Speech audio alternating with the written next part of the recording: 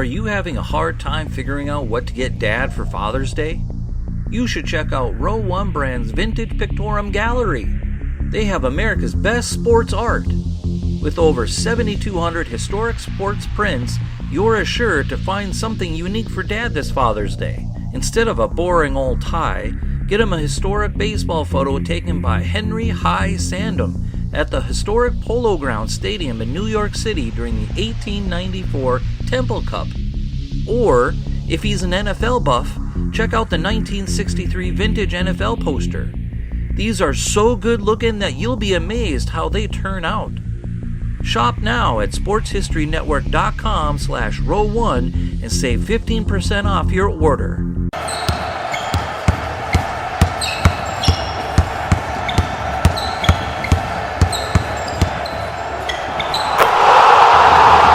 This is Basketball History 101 with Rick Loayza. Welcome back to Basketball History 101. I am your host, Rick Loayza. This is the podcast where we bring to life some of the forgotten stories from basketball history. And today, we are going to talk about NBA nicknames. This is an occasional series that we are doing where we go through and talk about how each NBA team got their nickname. This is actually the 4th episode out of a 6-episode series. With so many teams to go through, we are going division by division. We already did the Pacific, Atlantic, and Northwest divisions, so if you want to hear those episodes, you can go back to episode 7, 11, or 15 respectively to check it out. So let's jump right in and get started with today's teams from the Southeast Division of the NBA. The first team on the list is the Atlanta Hawks. They joined the NBA in 1949 for the beginning of the 4th season of the league. Their original name was the Tri-Cities Blackhawks, as they represented the cities of Moline, Illinois, Rock Island, Illinois, and Davenport, Iowa. The area is known today as the Quad Cities area, as Bettendorf, Iowa has grown in population. But at the time, it was still known as the Tri-Cities area. The area was originally home to the Sauk Native American tribe. In the early 1800s, their tribal chief was named Blackhawk. He became chief after proving himself on the battlefield. He led many successful raids against both white settlers and their rival tribe, the Osage. He killed many enemies over the course of his life. His reputation as a particularly brutal warrior made him famous throughout the United States. He would later publish his autobiography to great success. It was a bestseller. He once even visited the White House, where he met with President Andrew Jackson and Secretary of War Lewis Cass to discuss battle strategies. And this is the spirit that the team wanted to capture when they named themselves the Blackhawks. Their original logo was a picture of a Native American chief wearing an elaborate feathered headdress. But this name would only last 2 years. They would then move to Milwaukee, Wisconsin, where they shortened their name to just the Hawks, as in the bird of prey. Their new logo reflected this change as they removed all references to the Native American chief and went to a logo of a hawk in flight while holding a basketball in its talons. And 4 years after that, in 1955, they moved again, this time to St. Louis, Missouri, where they became known as the St. Louis Hawks. Their logo there was a cartoon hawk wearing a basketball uniform and holding a basketball. St. Louis is also where Hall of Famer Bob Pettit led the team to their only NBA championship in 1958, where they defeated the Celtics in the finals. In fact, it was the only time that Bill Russell played in the finals for the Celtics and lost. But despite their success in St. Louis, they relocated once again in 1968 when they moved to their current home of Atlanta, Georgia. Here they continued to use a variety of hawk-themed logos. In the 1970s, their color scheme was blue and green, but in the 1980s they switched to red, and I have to say, it looks much better. The Charlotte Hornets are next. They entered the league as an expansion team in 1988, and theirs is a complicated history as it includes 2 different franchises that were both located in Charlotte at different times. And I'll get into all of that. But first, They were originally supposed to be called the Charlotte Spirit, but fans in North Carolina loudly voiced their objection to the name when it was announced. So they held a contest to rename the new team. The winner was Hornets.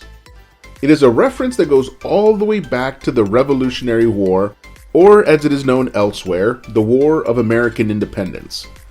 In the late 1700s, America was successfully colonized by England for well over 100 years. But the American colonists got fed up with English rule and declared their independence over a couple of primary issues. One, they felt that they were unfairly being overtaxed, and second, they had no representation in British Parliament, something that they had been asking for quite a while. Of course, King George III was not going to just let proper British colonies walk away so easily, especially since the American colonies were a great source of income for the British Treasury. So England and the American colonies went to war.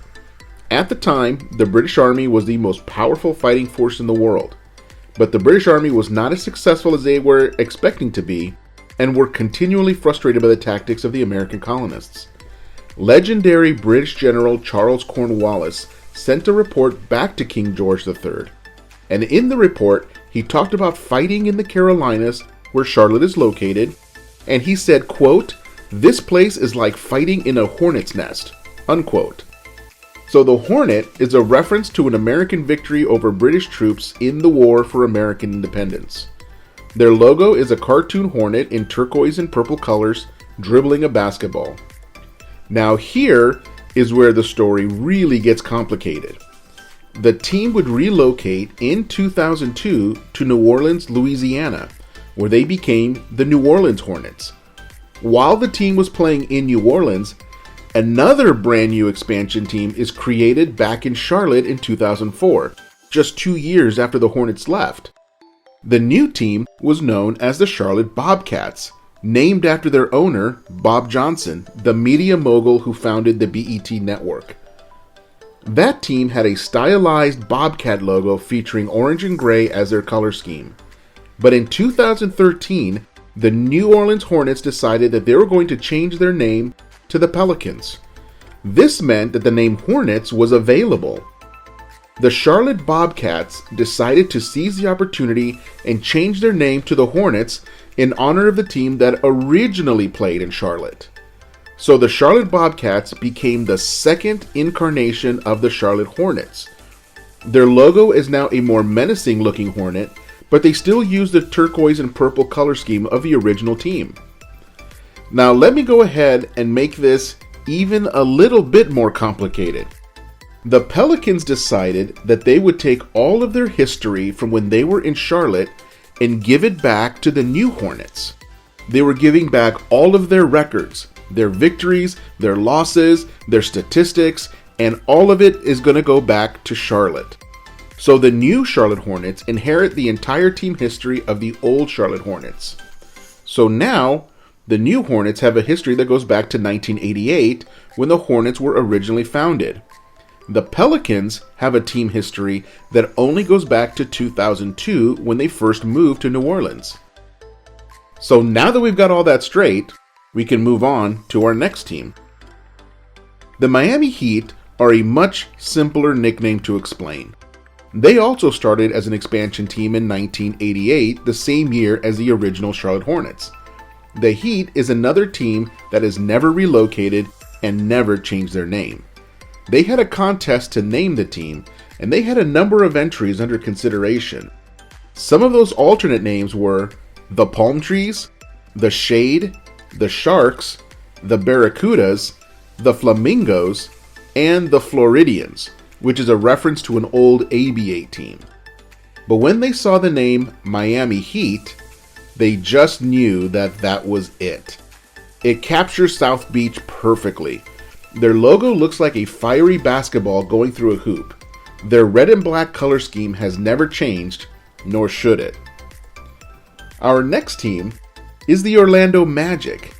They were almost called the Orlando Juice because of their location in Orange County, Florida, which is known for their vast orange groves. You see, most of America's orange juice comes from the state of Florida, but Orlando is also home to Disney World and the Magic Kingdom. In fact, The slogan for the Orlando Tourism Board is, "Come to the Magic." So it was pretty obvious that the Orlando Magic was just perfect for that city. Their black, blue, and white color scheme has never been changed. Their logo features a blue basketball that kind of looks like a shooting star with stardust trailing behind it. It totally fits in perfectly with the way the city promotes and markets itself to tourists and the way that Disney markets itself. The Magic nickname story is another very straightforward story, but it does tie into its location really, really well. Our last team for today is the Washington Wizards. This team has relocated and changed their name a number of times, so I'm going to do my best to keep this all straight for you. Now, before I get started with the Wizards, I do need to explain that there was an earlier team in the NBA called the Baltimore Bullets, and they won the championship in 1948 and then went out of business a few years later. That original Bullets team named themselves after a munitions factory located just outside of Baltimore. And before I keep going, I want to remind everybody that the cities of Baltimore, Maryland and Washington, D.C. are only about an hour drive from each other. Many consider the two cities to be part of the same metropolitan area. So with that said, let's keep going with the story of the Wizards. In 1961, a brand new team came into existence called the Chicago Packers. They named themselves after Chicago's meatpacking industry. In fact, the arena that they played in was next door to the stockyards where most of the area's cattle was sent for processing. Their logo was just a basketball with an outline of a steer on it. But if you are from Chicago, then you are probably a Chicago Bears football fan. American football, that is. And that means that your biggest enemy is the Green Bay Packers. So having a Chicago team, also called the Packers, just didn't make any sense, and nobody liked it. So after just 1 year, they changed their name to the Chicago Zephyrs, and they used a gold color scheme. Now, the name Zephyrs is a reference to a train that left Chicago every day bound for San Francisco. That train was called the Zephyr. But in any case, this nickname also lasted only a single year. They just couldn't get the name right in Chicago. It's like they were trying to be too clever with it all. But then the team moved to Baltimore, Maryland, and they took on the name of the previous NBA team and revived the name Baltimore Bullets. They went with a red, white, and blue color scheme, and their logo was the words Baltimore Bullets with a speeding bullet over a basketball logo. Around 1973, they were going to move from their arena in Baltimore to a brand new arena in Washington, D.C. So during this transition, they temporarily called themselves the Capitol Bullets, since Washington, D.C. is the capital of the United States. Their new logo had the word Bullets, but the two L's in Bullet were made to look like two hands reaching up for a rebound. Once the transition was complete, they became known as the Washington Bullets. And under this name, they won their only championship in 1978 when they were led by Hall of Famer Wes Unseld. Then their final name change occurred in 1996.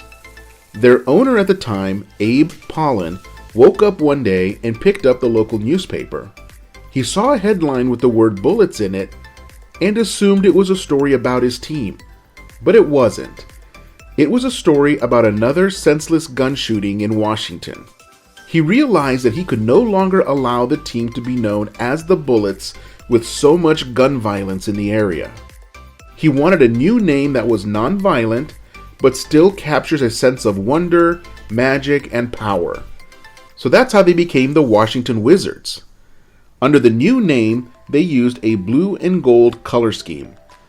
Their logo shows a wizard spinning a basketball in one hand, while in the other hand appears to be casting a spell. The wizard beard was in the shape of a W for Washington. After a few years, they ended up switching back to their red, white, and blue color scheme that they used to use when they were still known as the Bullets. They wanted to connect the new version of the team to their previous history in Washington.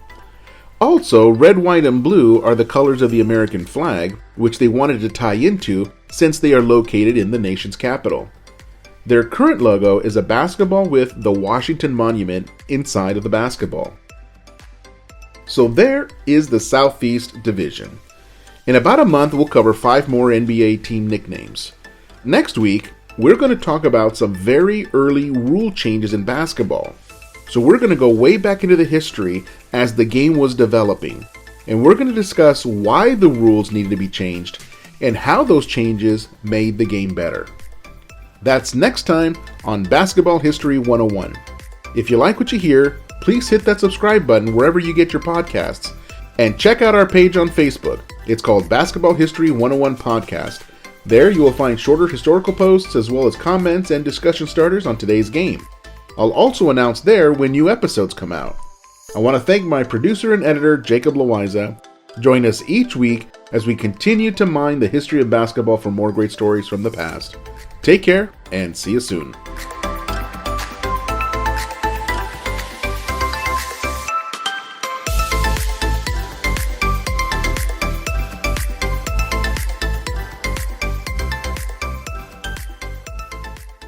We here at the Sports History Network proudly partner with 26 podcasts, all revolving around the history of sports.